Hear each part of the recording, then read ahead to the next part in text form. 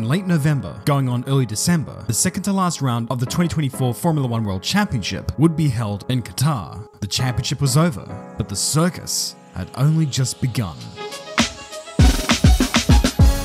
Before this weekend kicked off, there was a big brouhaha about the FIA, specifically with regards to how it was run, into a hillside, by this guy, the president of the FIA, Mohammed bin Sulayem. I've already covered the basics of this man and why he's invoked so much vitriol within the world of motor racing, and thankfully, in that time, he's proceeded to make life even worse for himself, and thus for everyone else. Before the Las Vegas Grand Prix, Niels Wittich had left his post as race director and was subsequently replaced by the F3 and F2 director, Rui Marquez. Seemed pretty open and shut. This guy wasn't doing well, mutual agreement that perhaps he should step aside, nothing seemed amiss. Until rumors started flying around that Wittich didn't so much step down, but was rather fired by bin Sulayem, and was pretty much later confirmed when Wittich would say to the media that he had not resigned. The drivers, naturally, were caught out by this. Why change now? Why couldn't you wait till the end of the season? Or perhaps the speculated bad blood was too much for bin Sulayem's ego to handle. So if that wasn't bad enough, along with his newly found F1 commitments, Rui Marquez would also be press ganged into being the race director for Formula 2 for Qatar and Abu Dhabi as well, after the newly appointed director for that category, Jeanette Tan, was newly fired shortly before her first event in Qatar. I mean, yeah, better support systems within race control have lessened the workload for race directors, but the Formula 2 and Formula 1 Constructors Championships were still hanging in the balance, and the absolute last thing we want is for standards to slip because of fatigue. Mistakes, after all, is why Wittich was just axed. This just seemed counterintuitive, and it came off the back of yet more people leaving the FIA, and with little to no explanation as to why that happened, other than it was all happening under the watch of this guy. The animosity over this guy was starting to ramp up tenfold, and did he deserve it?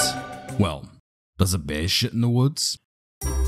And so that brings us on to the Grand Prix itself. The Losail International Circuit was built with motorbicycling in mind, and thus the idea of a Formula 1 race around here was just Still though, we go where the paymasters tell us, and that's that. There was already tension brewing regarding how races were run from the previous couple of rounds, and so with the Constructors' Championship still hanging in the balance, the last thing this weekend needed was a clown show. But with the firings and whatnot, we were already off to a bad start. Initially, the fears that the racing may be dreary around here were kind of realized, with the sprint comprising of one long-ass DRS train, as Lando Norris kept his teammate Oscar Piastri within DRS range to ward off any attack from the cars behind, but just far enough behind so that he didn't get any ideas himself. But Oscar didn't need to go native, as Lando, quote, returned the favor from Interlagos and gave him the sprint win, now that the Drivers' Championship was over and such. And that act of charity just melted the heart. Oh man, Lando, you're getting me all emotional over here. And for McLaren, this helped keep the peace and harmony without losing any points toward their Constructors' Championship charge. It was a win-win, but there could be no time for hugs and kisses, for the main Grand Prix was still to be run, and qualifying was just 2 hours away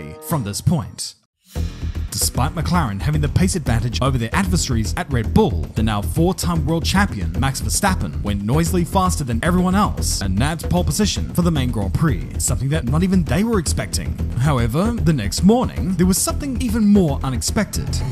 Max would be penalized and stripped of his pole position, and to pour salt onto the wounds, he was given a penalty point on his license to boot. The reason? For driving unnecessarily slowly during a cooldown lap and spooking George Russell, who was ranging up behind him. On the surface, the penalty didn't seem too egregious, and if anything, he kind of got off lightly. Until you realize that George himself was also on a cooldown lap and had effectively gamed the system to bring attention to Max and draw him a penalty. Up at race control, George pushed heavily for Max to get a penalty and went to great lengths to make it happen. Whoa, that's wow. How dare he? This two-time, slimy, backstabbing bitch. I love it! Huh? A driver who, when it comes to racing, doesn't give one single solidarity crap about anyone else's feelings other than their own? Now you see, that's the mark of a champion, which is what's gonna make 2025 so much fun.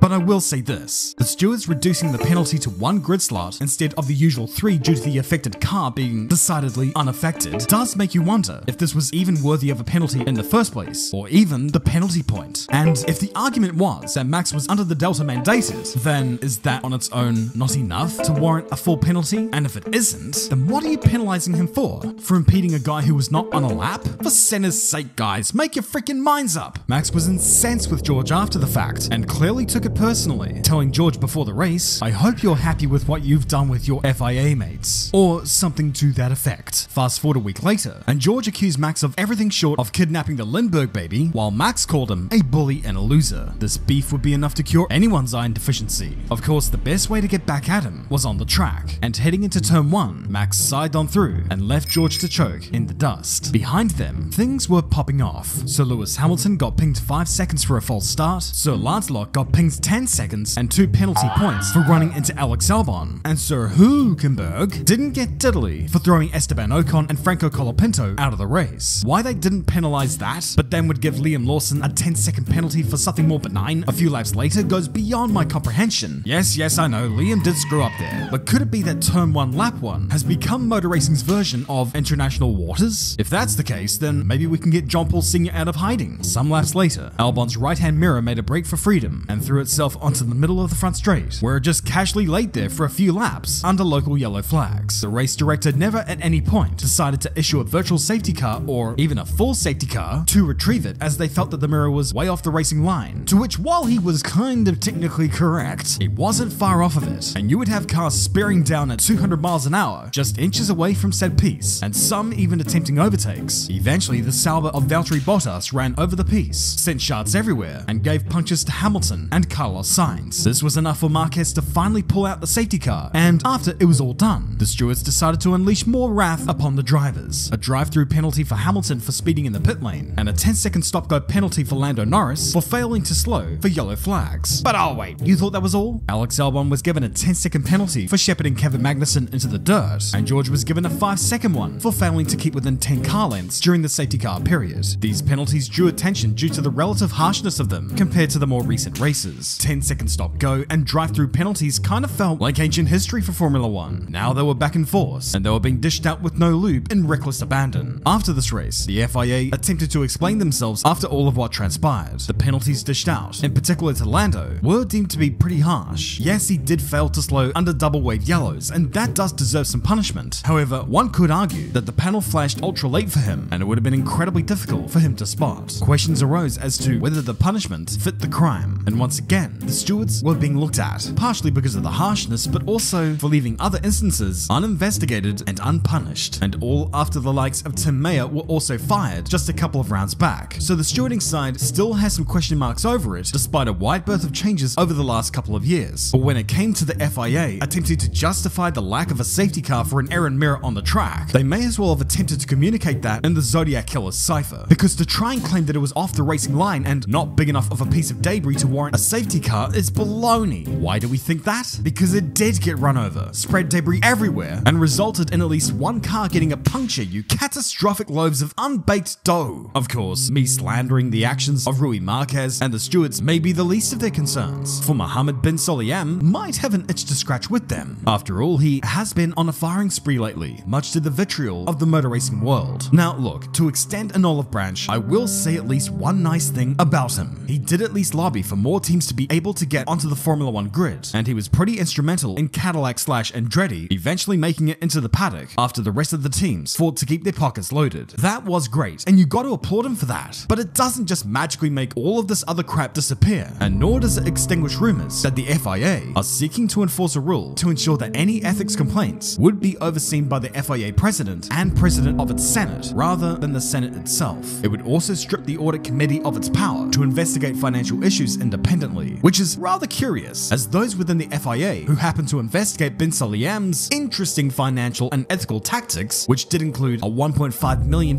president's fund that would be distributed to voting members, were curiously let go. I don't know, but as sus things go, that's up there. And at this rate, the FIA may as well tag another F onto the acronym, because it's starting to catch up with that organization in some of its more shady areas. It's clear why these changes are being proposed, and it's clear who exactly is pushing for them. I know that I've said that the FIA deserves some kudos when they deserve it, but they shouldn't be exempt from criticism when they deserve that equally. And right now, it's pathetic. The FIA is pathetic. Mohammed bin Sulayem is pathetic. That's all I got.